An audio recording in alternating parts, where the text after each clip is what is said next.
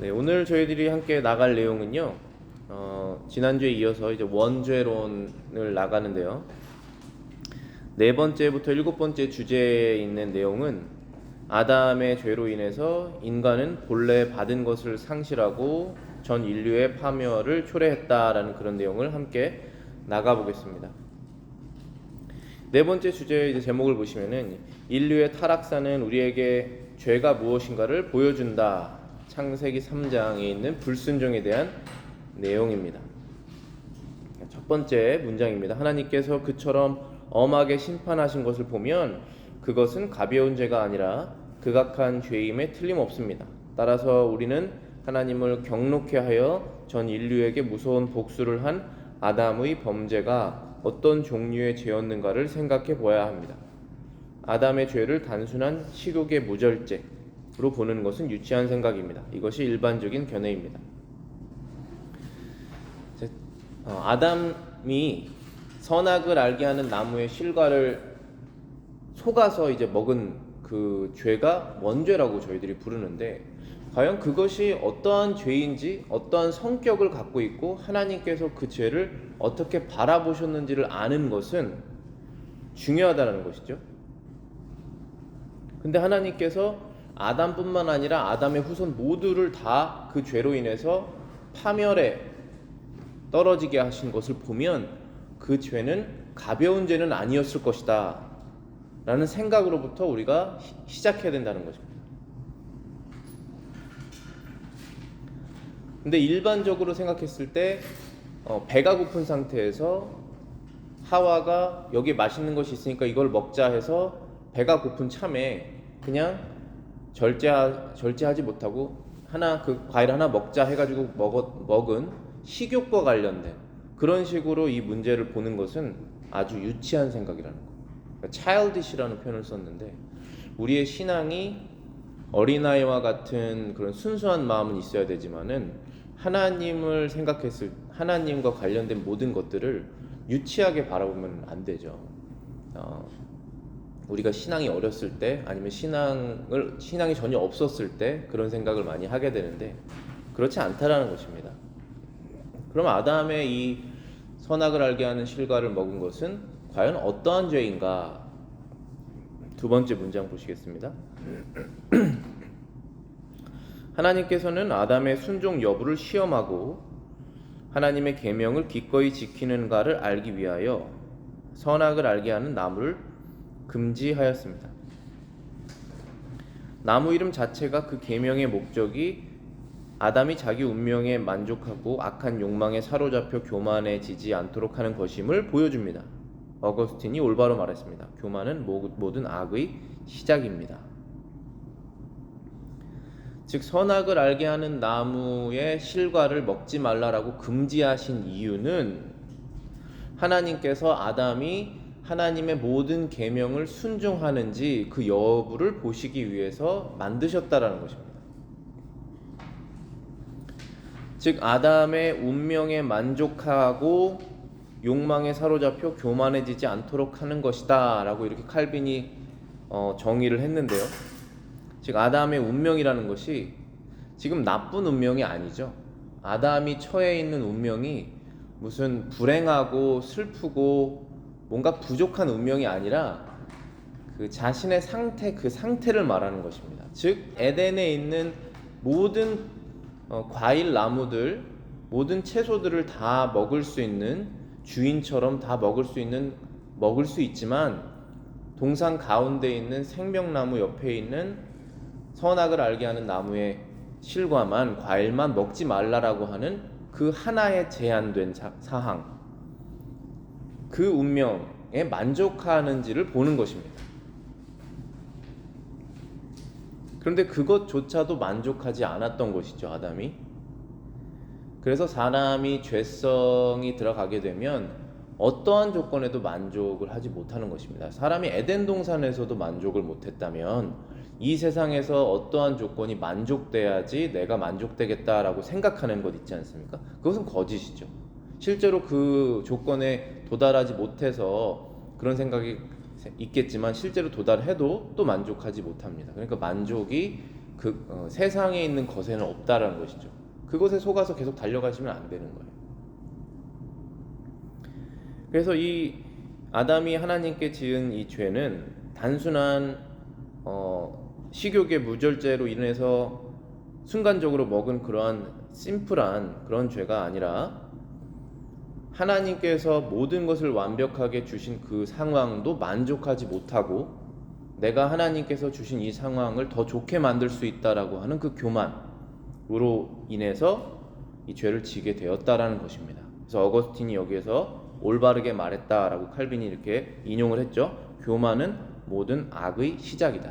그래서 교만이라는 것은 제가 늘 말씀드렸지만 상대적으로 다른 사람에 비해서 내가 낫다라고 하는 그런 교만도 교만일 수 있지만 성경에서 말하는 교만은 하나님보다 내가 낫다라고 생각하는 것입니다. 사실 있을 수가 없는 상황인데 지혜로도 우리가 안 되고 계산적으로도 안 되는 것인데 하나님보다 내가 더 좋은 생각을 가지고 있다라고 생각하는 것, 그것이 교만이라는 거예요. 근데 그것이 모든 죄의 시작점이다 라는 것입니다. 왜냐하면 그 생각을 갖게 되면 하나님의 말씀을 따르지 않게 되기 때문입니다. 왜냐하면 더 좋게 본인이 생각하는 것이 있기 때문에. 그것이 바로 교만입니다. 우리 지난주에도 그 설교 시간에 부모님께 순종하라 공경하라라고 하는 그 계명이 5번째 계명이 지금 이것과 연결해서 모든 죄의 싹을 자르는 거예요. 부모님의 말씀에 그냥 있는 그대로 네라고 순종하는 것이 그 연습을 통해서 하나님의 말씀에 조건 없이 네라고 순종하는 그런 사람으로 우리가 훈련되는 과정이지 않습니까? 물론 우리가 다 알다시피 부모는 사람이기 때문에 아무리 거듭난 신자라고 해도 잘못된 가르침을 아이들에게 줄 수 있고 후회를 부모도 스스로 할 수 있죠. 그렇지만 그런 상황 속에서도 하나님께서는 아이들이 부모에게 순종하라는 것을 요구하시는 것이에요. 그 주 안에서 이제 순종하라고 하셨다는 것은 이제 너무나 극악무도한 그런 가르침이나 아니면 하나님의 말씀에 정면으로 반대하는 그런 가르침들, 주일에 예배를 가지 마라 라든지 너는 하나님을 섬기지 마라 이러한 것을 아니라면 부모의 말씀에 순종하는 것이 맞다라는 것입니다. 3번째 문장입니다. 아담의 타락의 시작이 불순종에 있었다는 것은 명확한 사실입니다. 로마서 5장 19절입니다. 한 사람이 순종하지 아니함으로 많은 사람이 죄인 된 것 같이 한 사람이 순종하심으로 많은 사람이 의인이 되리라. 아담이 하나님의 권위에 반항한 것은 그가 사탄의 속임에 빠졌을 뿐 아니라 진리를 무시하고 거짓에 귀를 기울였기 때문입니다. 분명히 우리가 하나님의 말씀을 멸시하게 되면 하나님께 대한 모든 경외심이 사라져 버립니다. 아담의 타락이 불순종에 있었다는 것은 명확한 사실이다. 여기 로마서 5장 19절을 지금 칼빈이 인용하고 있죠. 한 사람이 순종하지 아니함으로 많은 사람이 죄인 된 것 같이 한 사람이 순종하심으로 많은 사람이 의인이 되리라. 여기에서 한 사람, 첫 번째 사람은 아담이죠. 아담이 순종하지 아니함으로 많은 사람이 죄인이 되었습니다. 그리고 한 사람이 순종하심으로, 예수님께서 순종하심으로 많은 사람이 의인이 되었다는 것입니다. 순종하지 않다라는 것이 바로 불순종이잖아요. 하나님의 말씀을 순종하지 않은 그것이 바로 타락의 시작이었다. 아담이 하나님의 권위에 반항한 것은 그가 사탄의 속임에 빠졌을 뿐 아니라, 자, 여기에서부터 우리가 아담이 지은 죄가 무엇인지 잘 설명하고 있습니다. 첫 번째는 사단의 속임에 빠졌다라는 사실은 우리가 다 알고 있는 내용이죠. 왜냐하면 마귀가 뱀에게 들어가서 하와를 속였고 그 하와의 말, 즉 마귀의 말이죠. 마귀의 말을 하와를 통해서 들어서 그것에 또 속았잖아요. 그래서 속았다라고 하는 것도 이제 그 잘못이지만 속은 것은 어떻게 보면 피해자라고 볼 수 있지 않습니까? 근데 거기에서 이 근본적인 이 죄의 성격이 담아 있지 않아요. 속았다는 것에 대해서. 자, 그럼 이어서 보시겠습니다. 아담의 죄가 어떠한 극악한 죄였는지를 보겠습니다. 진리를 무시하고, 자, 여기 나와 있죠. 진리를 무시한다라는 것은 하나님의 말씀을 무시한다는 것입니다. 거짓에 귀를 기울였기 때문입니다. 즉 하나님, 아담을 가장 사랑하시는 아담의 아버지, 아담을 낳은, 아담에게 생명을 주신 그 아버지의 말을 무시하고 오히려 거짓된 말에 귀를 기울였다라고 하는 그 사실이 하나님 앞에 죄라는 것입니다. 분명 우리가 하나님의 말씀을 멸시하게 되면 하나님에 대한 모든 경외심이 사라져 버립니다. 즉 우리가 하나님을 경외한다라고 하는 것은 그분을 존경하고 사랑하고 신뢰하고 따르고 하는 모든 우리의 감정이 포함되어 있는 것인데, 하나님께서 우리에게 이러한 말씀을 주셨는데 그 말씀을 무시하는 것이 바로 하나님을 무시하게 되는 것이죠. 그 아담은 그 죄를 지었다는 것이에요. 그래서 우리가 10계명 중에 세 번째 계명, 하나님의 이름을 망령되이 일컬지 말라 했을 때 우리가 설교 말씀 통해서 배웠죠. 하나님의 이름을 망령되이 일컬지 말아야 한다고 해서 그냥 하나님의 이름, 영어로는 God이라든지 아니면은 하나님이라고 하는 그 말만 내 입에서 내가 조심히 사용한다, 나쁘게 사용하지 않는다고 해서 그 계명을 우리가 지키는 것이 다 지키는 것이 아니라고 말씀드렸잖아요. 하나님과 관련된 모든 것들을 경외심을 가지고 대해라라는 것이 그 세 번째 계명의 핵심이었잖아요. 그래서 지금 여기에서 아담이 선악을 알게 하는 나무의 실과를 먹지 말아라, 그러면 반드시 너가 죽을 것이다 라고 하는 이 하나님의 진리, 이 말씀을 무시했다라는 것이 죄라는 것이죠. 왜냐하면 그것은 하나님을 무시하게 된 것이기 때문에, 하나님의 사랑, 아담을 향한 사랑, 그리고 하나님의 지혜, 아담이 어떤 상태인지 가장 좋은 것을 하나님이 아시는 그 지혜, 그것을 무시하고 거짓을 신뢰했다라는 것이 하나님 앞에 큰 죄라는 것입니다. 바로 이것이 그 아담의 죄의 본질이에요. 성격입니다. 우리가 이 아담의 죄를 지금 공부하는 이유는 우리의 죄가 다 아담이 죄를 지은 다음부터 우리가 죄 가운데 태어났지 않습니까? 그래서 똑같아요. 그 아버지의 그 자녀예요. 똑같습니다. 그래서 우리가 죄를 지었을 때 이 죄의 성격이 하나님 앞에 무엇인지를 알아야 우리가 회개를 할 수 있지 않습니까? 그래서 지금 배우는 거예요. 아담의 죄가 어떤 것이었는지. 네 번째입니다. 아담의 죄는 정상 참작조차 받을 수 없습니다. 그 죄는 단순한 배교만이 아니고 하나님에 대한 추악한 모욕이 가미된 것입니다. 이것은 사탄의 중상모략에 동조하여 하나님을 허위와 시기와 악의 죄로 고소한 것입니다. 자, 여기에서 이제 아담의 죄가 더 구체적으로 나오죠. 정상 참작이라는 것은 어쩔 수 없었다, 그래서 그 죄의 벌을 좀 감해주자라는 그런 뜻이잖아요. 그렇게 할 수 없다라는 것입니다. 그런 요소가 전혀 적용될 수 없다. 왜냐하면 아담의 죄는 단순한 배신이 아니다. 배교라는 것은 이제 배신이잖아요. 나를 사랑하는 아버지를 배신한 것도 죄이지만은 그러한 배신죄만 단순한 그런 것이 아니라 모욕이 가미됐다는 것입니다. 모욕. 하나님에 대한 모욕이 첨가된 죄이다. 이것은 사탄의 중상모략에 동조한 것이다.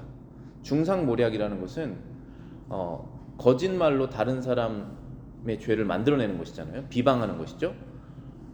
정말로 죄가 없는 사람에게 죄를 뒤집어 씌우는 것이죠. 그게 하나님께서 우리에게 하지 말라라고 하시는 거예요. 이웃에게 그것을 하지 말아라. 중상모략을 하지 말아라. 왜냐하면 우리가 중상모략을 당하면 얼마나 억울해요. 그렇기 때문에 동일한 그 죄를 이웃에게 하지 말라라는 것입니다. 그런데 그것을 지금 누구에게 했냐면 아버지에게 한 거예요. 하나님 아버지에게. 사탄의 말을 따라서 극악한 것입니다. 그래서 그러면 중상모략에 지금 아담이 동참을 하게 됐는데, 그럼 결국은 그래서 뭐를 하게 됐냐 하면 하나님을 고소했다라는 것입니다. 자, 고소. 하나님을 향해서 그러한 일을 너무나 많이 해요. 그것은 옳지 않다. 내 인생에 이러한 일이 일어나는 것은 옳지 않다. 그게 고소하는 거잖아요. 근데 여기에서 어떤 고소를 했냐면은 허위, 거짓말을 했다는 거예요. 죽지 않는데 죽는다고 거짓말을 했다는 것입니다. 그 죄로 하나님을 고소했다는 거예요. 두 번째, 시기는 envy죠. 질투. 그러니까 선악을 알게 하는 실과를 먹었을 때 하나님처럼 선악을 잘 분별하는 지혜로운 자가 될 수 있는데, 우리가 그렇게 되는 것을 시기하기 때문에 그것을 먹지 말라 그런 것이다 라고 마귀가 속인 거잖아요. 그것을 믿었다는 거예요. 그러면 하나님은 시기하는 존재다 라고 아담이 생각했다는 것입니다. 그것이 죄라는 거예요. 하나님께 우리의 생각으로 그 죄를 지은 것입니다. 세 번째, 악의, ill will이라고 이제 제가 원문을 그대로 갖고 왔는데, 악한 뜻.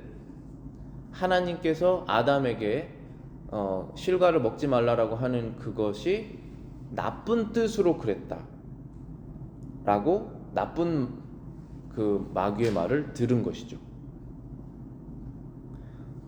그래서 한마디로 거룩하신 분을 죄인으로 고소한 것입니다.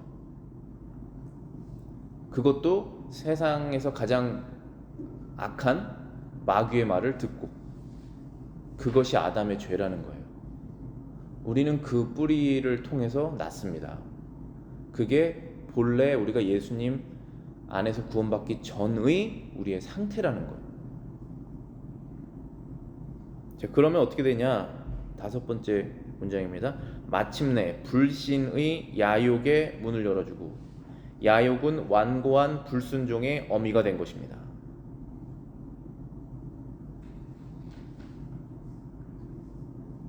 그 결과 인간들은 하나님에 대한 경외심을 던져버리고 욕심이 이끄는 대로 그들 자신을 내맡기게 된 것입니다. 즉 이제 불순종이 시작이 되는 것입니다. 자신의 욕심이 자라서 이제 불순종을 낳은 것입니다. 그 다음부터는 하나님의 말씀을 따르지 않습니다. 왜냐? 하나님을 경외하지 않기 때문에. 우리가 부모님을 경외하면 그분들의 말씀을 따르죠. 그런데 이제는 부모님이 약해지고 나이가 드시고 그래서 경외심이 사라졌어요. 그러면은 그 말씀을 따르지 않죠. 물론 우리가 이제 성인이 되고 어렸을 때 부모님과의 관계가 바뀌긴 해요. 그렇지만 우리가 하나님을 대입했을 때는 그게 성립이 안 됩니다. 우리가 언제 하나님의 말씀을 듣지 않냐 하면 하나님이 약해지셨거나 하나님이 변덕이 생기셨거나 하나님이 실수를 하셔서 우리가 하나님 말씀을 듣지 않는 것이 아니라 우리가 하나님에 대한 경외심이 사라졌을 때 그 말씀을 지키지 않는다는 것입니다. 그러면 무엇을 지키느냐 하면 우리의 마음속에 있는 점점 자라나는 욕심, 그 욕심에 따라서 결정을 하기 시작한다는 것입니다. 그래서 불순종의 상태에 계속적으로 머무르게 된다라는 것이 이 죄의 발달입니다.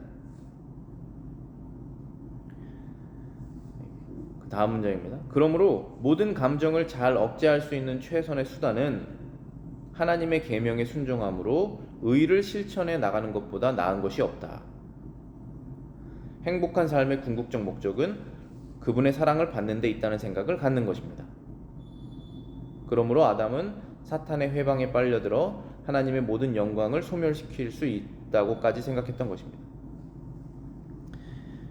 그러니까 우리가 우리 마음속에 여러 가지 죄를 결국은 절제, 컨트롤 할 수 있는 방법은 무엇이냐 하면 하나님의 계명을 순종하는 것이다.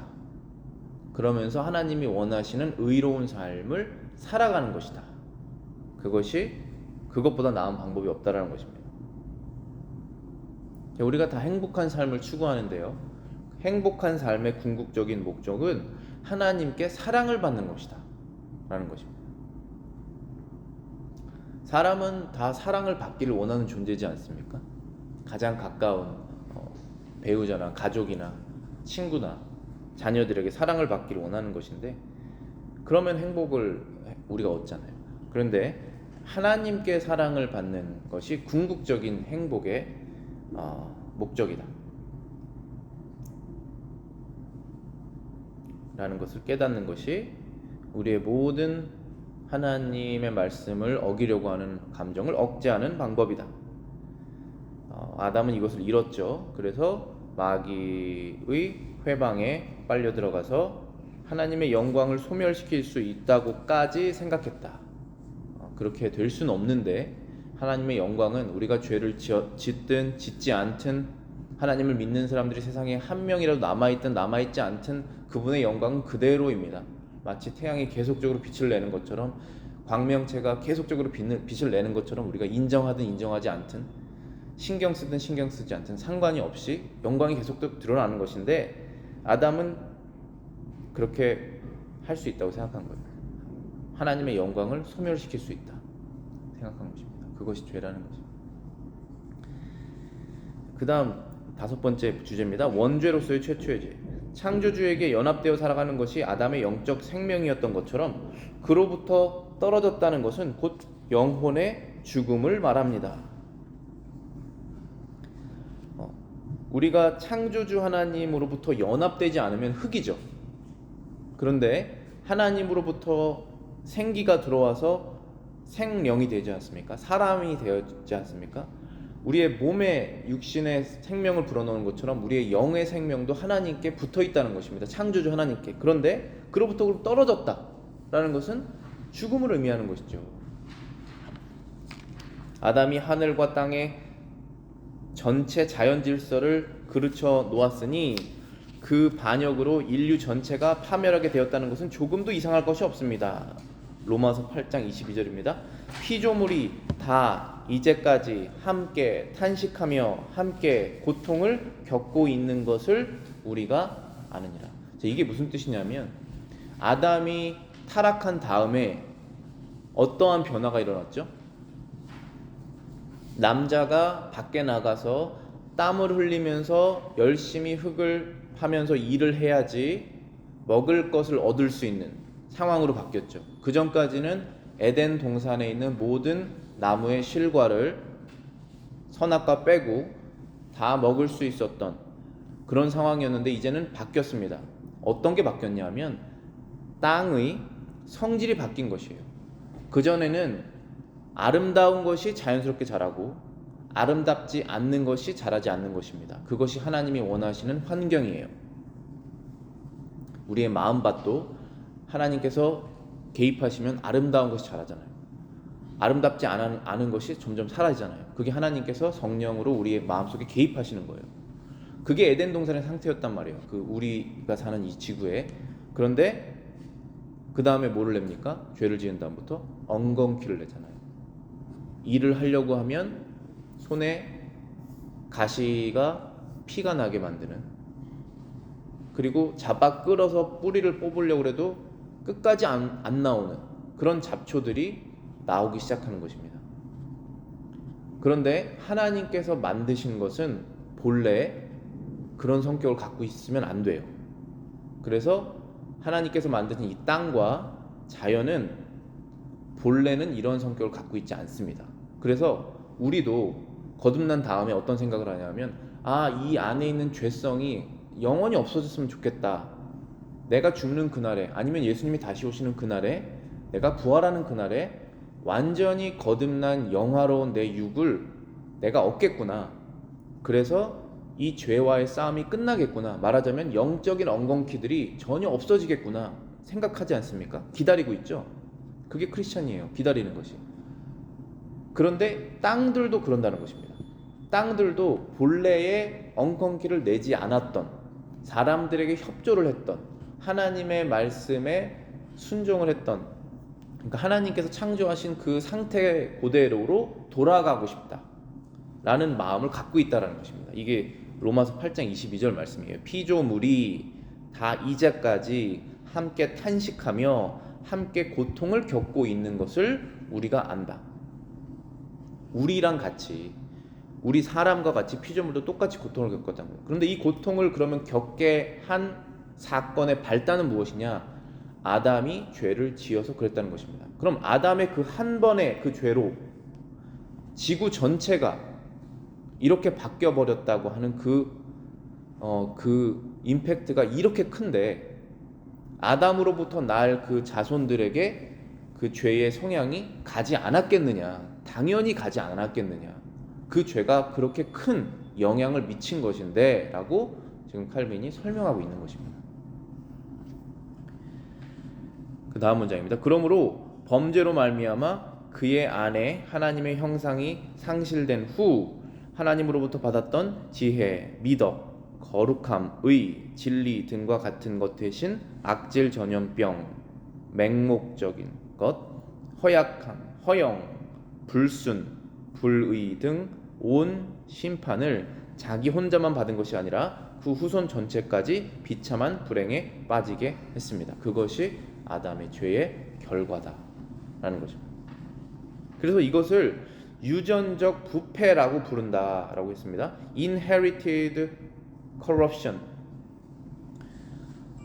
유전적이라고 하면은 우리가 의학적으로 보면은 몸에 부모님께서 안 좋은 그런 뭐 병이 있으면은 유전병이라고 하면 나에게도 내려오는, 자녀에게도 내려온 그런 유전적이라고 하잖아요. 마치 그런 것처럼 아담이 죄를 지은 그 corruption, 부패가 유전적으로 내려온다는 것입니다. 그 부분은 신비한 부분이에요. 그 부분은 어떻게 내려오게 되는지는 여러 가지 그 해석이 있지만 내려온다는 것은 사실이에요. 영적인 부분이죠. 유전적이라고 하면 육적인 부분을 우리가 주로 보잖아요. 그렇지만 영적인 부분이에요, 이것이. 성격도 그렇죠. 어느 정도 우리가 짐작하는 것이 아버지 어머니의 성격이 어느 정도 내려오잖아요, 자녀들에게. 그것을 단순히 우리가 부모님과 같이 사는 시간이 20년, 30년 이렇게 어렸을 때 살면서 그걸 모방했냐, 보기 때문에 그걸 따랐느냐, 그렇게만 볼 수는 없어요. 그렇게 단순하진 않아요. 한 번도 그 부모에게 낳아서 길러보지 않은 사람도 나중에 다시 만나는 경우도 있잖아요. 뭐 입양됐거든지 잃어버렸든지. 그런데 그 남아있는 모습들이 있을 수 있거든요. 그것은 단순히 모방적인, 같이 살았기 때문에 배웠다라고 하는 그 부분을 넘어서는 뭔가가 있단 말이에요. 그런 것처럼 아담의 죄가 그 자녀에게 넘어가는 것도 그런 모방적인 측면에서의 그런 죄가 아니라 몸에 아예 남아있는 것이죠. 몸에 아예 담겨져 나온다는 것입니다. 마치 DNA처럼 뭔가 담아서 나온다는 것이에요, 영적으로.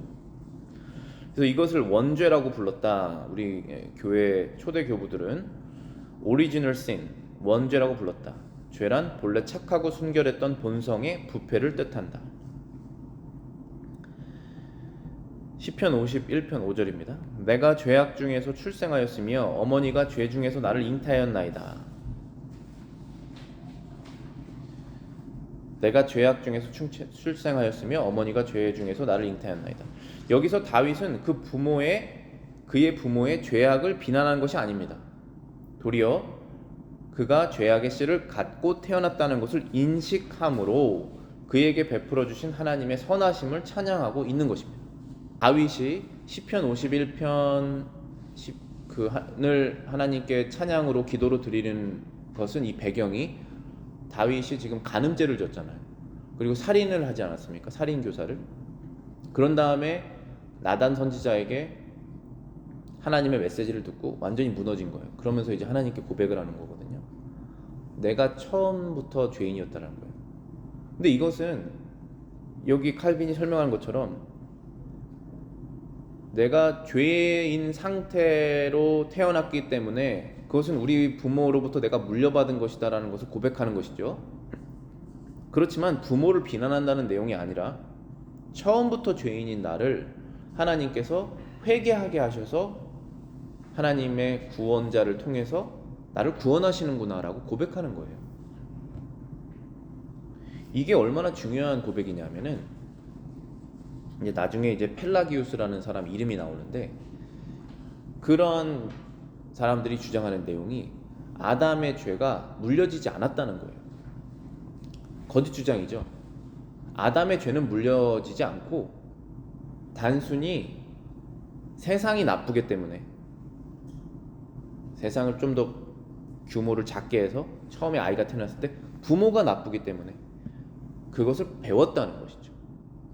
그래서 사람이 나쁘게 됐다 라고 주장하는 것이 이제 펠라기우스가 주장하는 것이고, 그 사람을 따르는 사람들 이제 펠라기우스적 사고라고 하는데, 그 잘못됐다라는 거예요.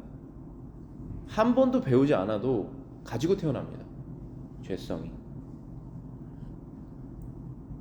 그래서 이 시편에 고백한 다윗은 바로 그것을 깨달은 거예요. 태어났을 때부터 누구에게도 나는 죄를 배우지 않고 내 스스로 죄성을 가지고 태어났다, 그겁니다. 그러니까 하나님께 전적으로 찬양을 드리는 것이죠, 우리가.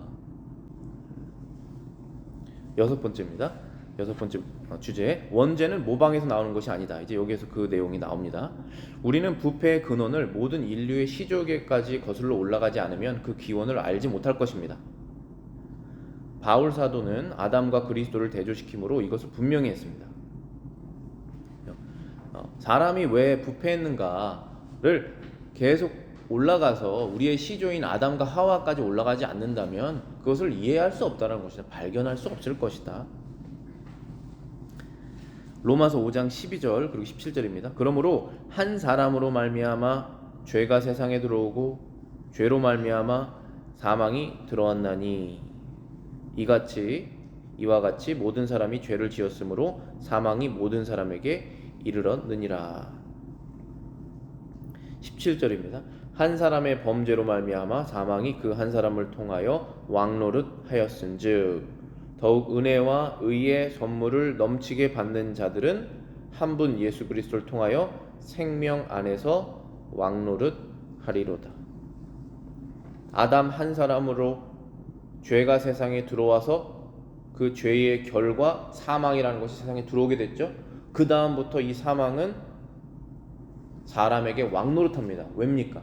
사망이 힘이 있어서 그럽니다. 무슨 힘일까요? 무엇으로 우리를 위협하면서 왕이 됐을까요? 죽음입니다. 죄를 지었기 때문에 죽어야 되기 때문에, 죄를 지었기 때문에 몸이 죽는 것뿐만 아니라 영원한 지옥에서의 파멸을 당해야 되기 때문에 이 죄는 계속적으로 우리에게 왕노릇합니다. 두려움을 줍니다.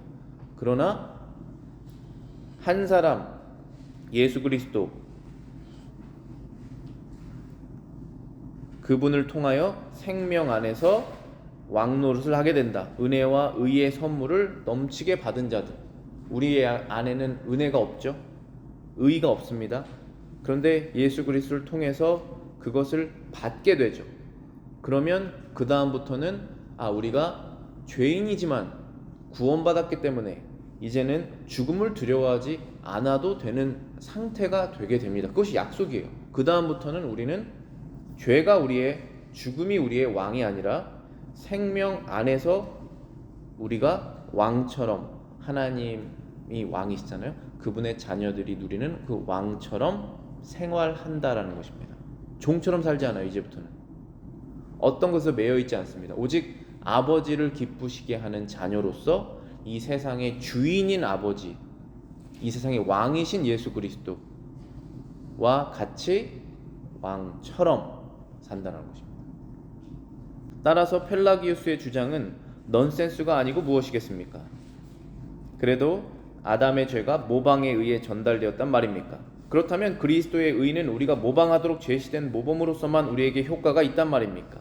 이런 신성 모독을 누가 도대체 참을 수 있겠습니까? 만약에 우리의 죄가 우리 부모의 죄를 모방해서 우리가 죄가 전달됐다면 이게 지금 넌센스라는 것입니다. 거짓말이라는 거죠. 웃기는 소리라는 것이죠. 만약에 그렇다면 그리스도를 모방해서 우리가 의롭게 된다는 것이냐? 이건 신성모독이다라고 말할 거예요. 왜냐하면 그리스도께서 아무도 의인이 될 수 없는 사람을 위해서 죽으셨는데, 그래서 그리스도의 의가 마치 우리의 의처럼 하나님께서 여겨주셔서 우리를 의인으로 여겨주시는 것이죠. 내가 의인이 돼서 의인이라고 여겨주시는 것이 아니라 내 믿음으로, 그리스도에 대한 믿음으로 그분의 의가 나의 의로 여겨주시는 것이죠. 만약에 펠라기우스 말처럼 우리가 부모의 죄를 모방해서 죄인이 됐다면 그럼 그리스도의 의를 모방해서 의인이 되겠느냐라는 것입니다. 즉 뜻은 다른 모든 종교가 추구하는 거예요. 예수님은 의인이시고 그분은 선한 것을 보여주시는 행동의 모범이기 때문에, 그럼 거의 여기까지 맞죠? 그렇기 때문에 그분을 따라가서 나도 의인이 되자라는 것입니다. 좋은 선생을 따라가서 좋은 사람이 되자. 나의 의의 레벨이 0이었는데 이제는 예수님이란 좋은 선생을 만났으니 그분을 계속 따라가서 의를 계속적으로 쌓아 올라서 천국까지 이르자라는 것이에요. 그렇게 이룰 수 있는 사람이 누가 있겠습니까? 다 지옥에 가자는 뜻이에요, 그게 오히려. 근데 사람들은 그 구원을 모르기 때문에 그 말이 다 맞다라고 그러죠. 그래서 부처를 따르든지 마호메드를 따르든지 예수님을 따르든지 그 중에 한 명을 따라서 따르면 된다라고 말을 하잖아요. 분명히 세상은 이렇게 믿고 있고 마지막엔 더 심할 겁니다. 이게 바로 신성모독이라는 거예요. 예수님을 단순한 선생으로 끌어내리는 것이 바로 마귀가 하는 일이란 말이에요. 이게 참을 수 없는 것이다라는 것이죠. 그 다음입니다. 문장입니다. 즉 의와 생명 두 가지는 아담으로 인해서 상실되었으나 그리스도 안에서 회복되었고 죄와 사망은 아담을 통해 은밀히 들어왔으나 그리스도를 통해 없어질 것입니다. 로마서 5장 19절입니다. 한 사람이 순종하지 아니함으로 많은 사람이 죄인 된 것 같이 한 사람이 순종하심으로 많은 사람이 의인이 되리라 라는 이 말씀은 전혀 모호하지 않습니다. 죄는 아담을 통해서 왔지만 그 죄는 그리스도를 통해서 없어질 것이다 라고 하는 이 말씀은 전혀 모호하지 않다. 오직 믿음만 있으면 다 이해할 수 있는 말이다 라는 것입니다. 즉 아담은 그의 파멸로 우리를 이끌어들여 그와 함께 우리까지 멸망시켰으나 그리스도는 그의 은혜로 우리를 구원으로 회복시켜준다는 바로 그 사실입니다. 우리는 아담과 함께 망했어요. 그게 아담 첫사람이 우리의 조상. 그러나 그리스도와 함께 다시 살아나는 것입니다. 마지막 7번째 주제입니다. 죄의 유전. 자녀들은 부모의 영적 중생으로부터 탄생하는 것이 아니고 육적 출생으로부터 탄생합니다. 죄책은 본성으로부터 나오는 것이나 성화는 초자연적 은사로부터 나옵니다. 요건 뭘 얘기하려고 그랬냐면은 만약에 부모가 하나님 구원받지 않은 상태였는데 둘 다 구원을 받은 상태에서 자녀를 낳으면 그러면 중생된 이 영적인 것이 물려져서 나오느냐, 중생된 상태로 나오느냐, 그런 질문을 하는 것인데요. 그렇지 않다라는 것이에요. 왜냐하면 자녀들은 육적인 출생으로 탄생하는 것이고 성화는 초자연적인 영적인 변화이기 때문에 영적인 변화가 이 자녀에게 있어야지 중생하게 된다. 그 말씀을 지금 하는 것입니다.